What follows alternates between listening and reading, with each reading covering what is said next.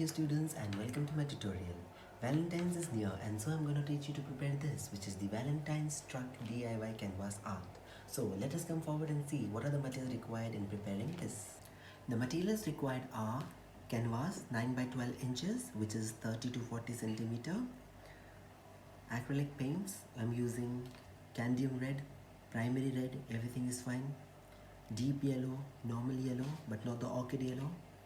Midnight blue, preferably phthalo blue also. Fluorescent green or phthalo green.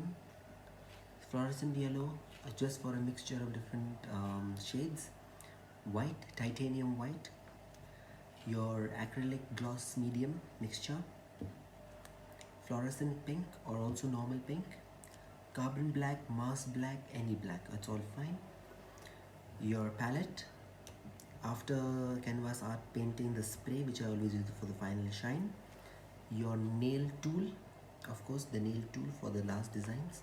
3 brushes, brush number 8 flat, brush number 4 flat, and brush number 6 round. Easel.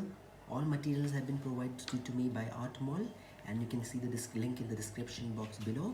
So let us come forward to see the first step in preparing our DIY Valentine's truck art.